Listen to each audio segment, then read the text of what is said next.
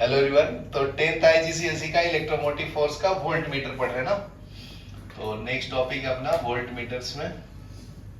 इसी का next point है when measuring as measurement on either an analogue और digital a suitable range must be fixed. तो ये तो बहुत अच्छी बात है ना जी। क्या करेंगे, रेंज को पहले सिलेक्ट करते हैं मेजर करने के पहले। When making a measurement on either an analog इसमें यू आता है ना सिर्फ, एनालॉग और digital volt meter a suitable range must be chosen first।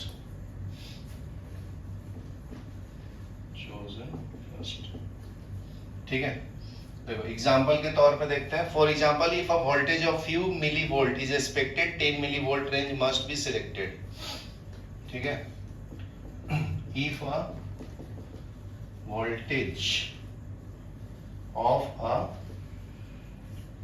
few millivolts is expected 10 millivolt range might be selected and value of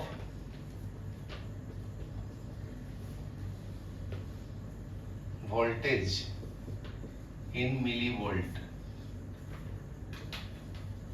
read from display। ठीक है। if the reading is off a scale the sensitivity should be reduced by changing the higher perhaps। तो अगर reading अगर ज्यादा हो गया, fluctuate हो रहा है, तो वो सेंसिटिविटी के थ्रू एडजस्ट करता है। if reading is off scale, मतलब उससे ज्यादा कम आएगा, उसको बोलते हैं off scale. The sensitivity should be reduced by changing to be higher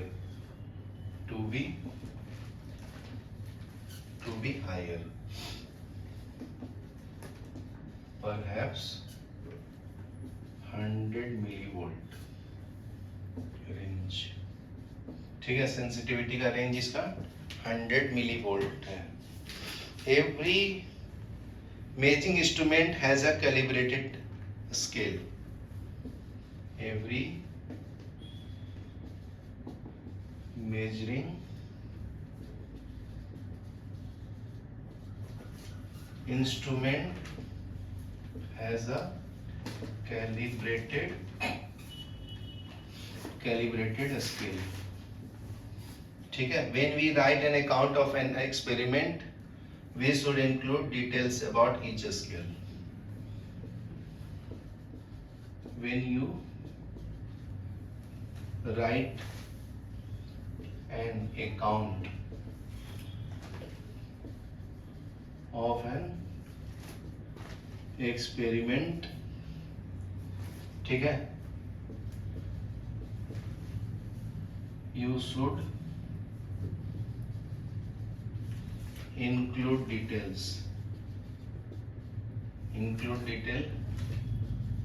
about each scale that you use। ये लिख लो, फिर हम लोग आगे का सॉल्व करते हैं। अभी देखो हम लोग वर्क एग्जांपल सॉल्व करेंगे। देखो एक स्केल दिया हुआ जैसा,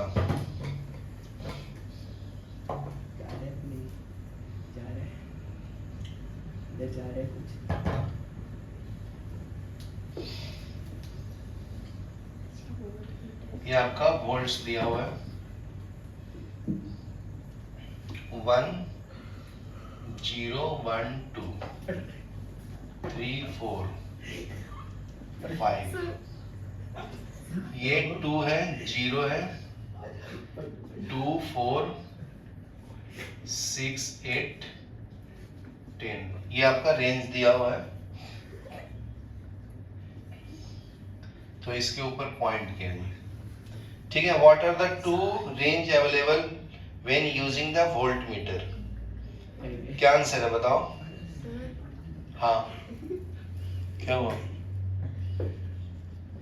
ठीक है, देखो टू रेंजेस क्या है इसमें बताओ? 0 से 5 के बीच में है ना इनका, ठीक है ना। यहाँ पे ऐसे लिखा है 1 2 3 4, तो लिख लो lower scale reads 0 to 5 volt and upper scale reads 0 से 10 volt, ठीक है ना। 0 से 10, यहाँ से 0 से 2, यहाँ तक क्लियर है ना? हाँ। ओके, तो ये आपका फर्स्ट का आंसर था। बी देखो, why do the small division between the 3 and 4 represents, 3 and 4 के बीच में क्या रिप्रेजेंट करता है? 0.1 वोल्ट, तो लिख लो तो लिख लो a small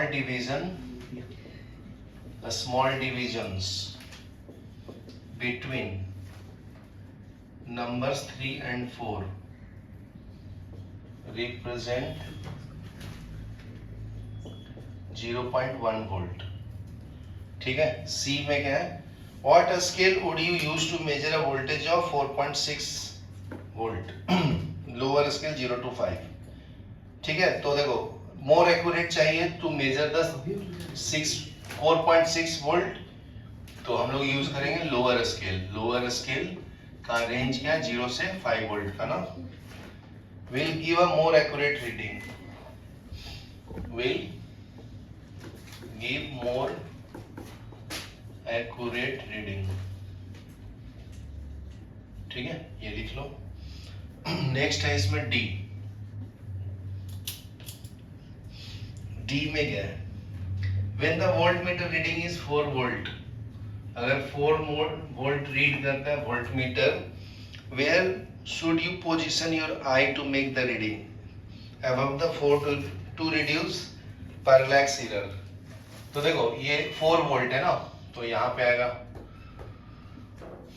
तो यहाँ उसके ऊपर रखना, ठीक है। तो इधर लिखो above 4 वोल्ट to reduce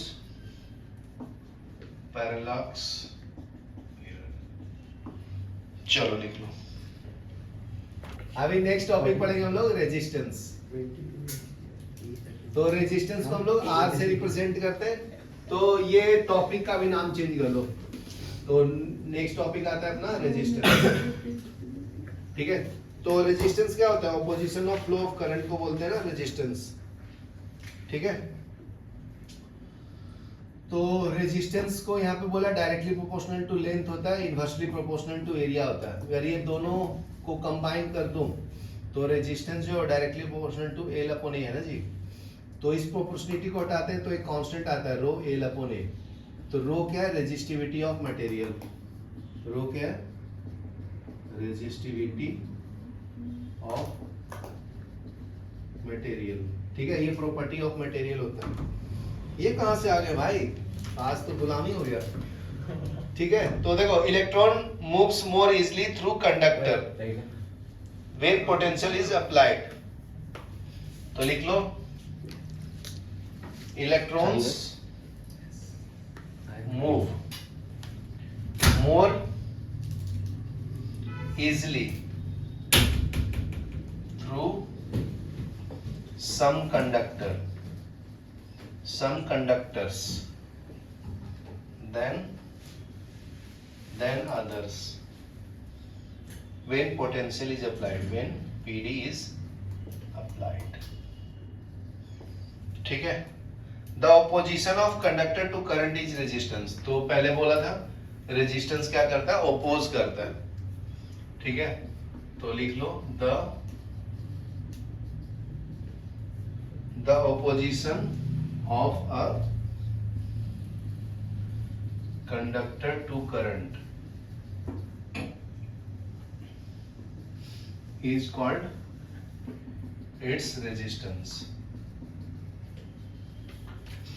ठीक है, तो a good conductor has low resistance and poor conductor has high resistance. तो जो मेटल है good conductor of heat and electricity होता है ना, तो उसका लो रेजिस्टेंस है. a good conductor has a low resistance. ठीक है, poor conductor has a high resistance.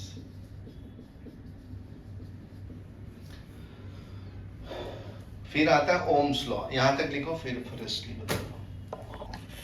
Next पढ़ेंगे हम लोग ओम्स लॉ, ओम्स बाबा. ठीक है, तो इसने क्या बोला था, if a current in a conductor is I, then voltage is V, then R is given by. If current in a conductor is I,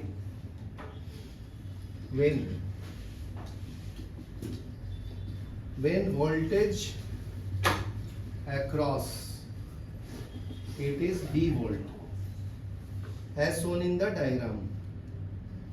तो करना तो कर लो, डायग्राम में दिखाता हूँ. ये आपका रेजिस्टेंस है, इसमें से करंट आई जा रही है, ये दोनों के बीच का वोल्टेज भी है.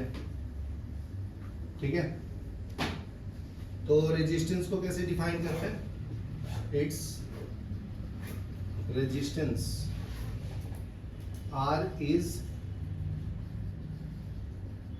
defined by R equal to V by R. तो इसका यूनिट क्या है, ओम.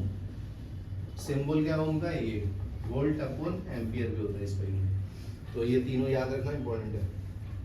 This is reasonable way to measure the resistance since a smaller I for given V. तो I स्मॉल होगा तो रेजिस्टेंस ज्यादा होगा. तो बस इसको लिख लो, ऐसे भी लिख सकते हैं, जब ये स्मॉल होगा करंट कम तो रेजिस्टेंस ज्यादा. इनवर्सली रिलेटेड है ना, इसलिए अगर I का वैल्यू बहुत ज्यादा है तो रेजिस्टेंस क्या होगा, कम. ठीक है, ज्यादा करंट फ्लो होगा तो रेजिस्टेंस कम होगा, और करंट कम फ्लो हो रहा है तो रेजिस्टेंस हाई होगा. ठीक है, स्टेटमेंट फॉर्म में लिखना है तो लिख सकते हो. तो सबका यूनिट बता दिया हूं. वोल्टेज का यूनिट है वोल्ट, उसको V से लिखते हैं.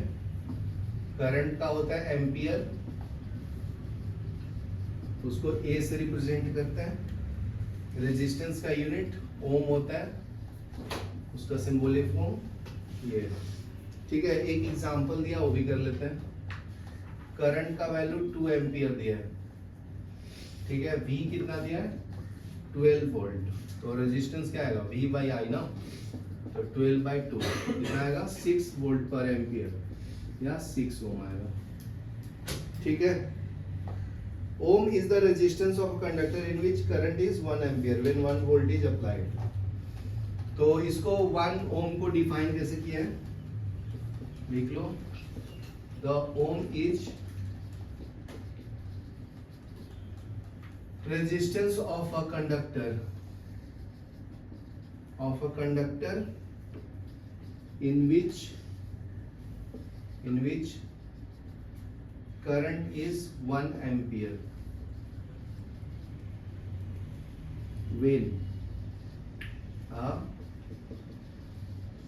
voltage of 1 volt is applied across it.